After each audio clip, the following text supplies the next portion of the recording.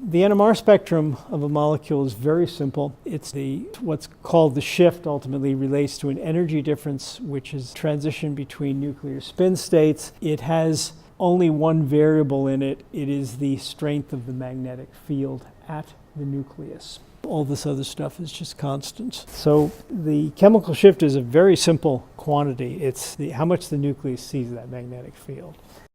It turns out we have some very, very good calculations, these couple cluster theories of NMR chemical shifts. And if you make a plot of experiment versus these really good theories, now these are funny experiments. These are not your normal, these are really tiny molecules. So some of these experiments are strange. But if you look at that, you'll see that the error among this fairly large, couple hundred ppm, more than that, is something of the order of 4 ppm for really good theories. You can't do those really good theories. You can't do this for two reasons. One, the underlying theory is much too difficult, and secondly, the basis set is much too difficult. So let's take a very simple, let's simply pick a density functional method to replace that will knock off 3 or 4 orders of magnitude. And then let's pick a basis set which is, instead of being this large, this is huge,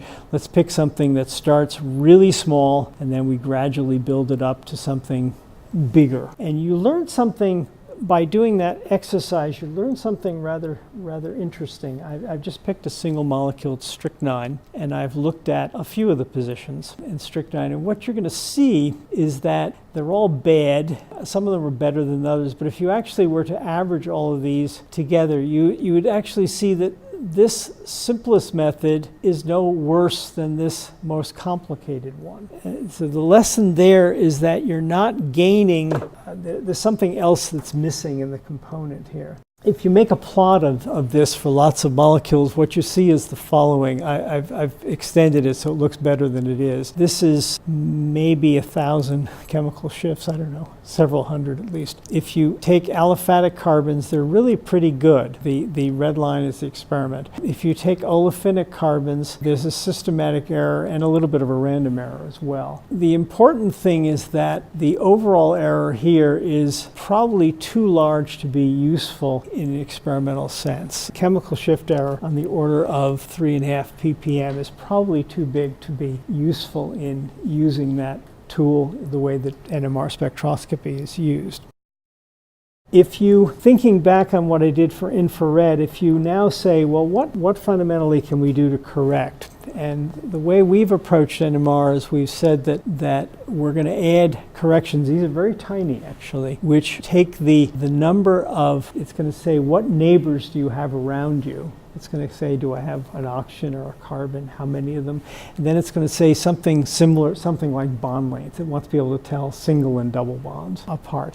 And if you make a simple correction formula and you now apply that to, this is an empirical formula, you apply that, what you see now is that this one hasn't done very much, but this is cleaned up and that your error has gone down by nearly a factor of 2.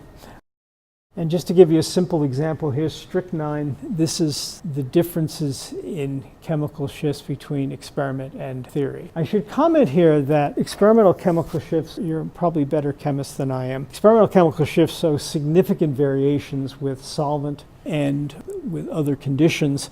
And so I think it's probably unrealistic to expect that we're going to get much below agreement below about 2 ppm. Their solvent dependencies are often much larger than that. Okay, now I'm going to come back to NMR. I'm going to skip this.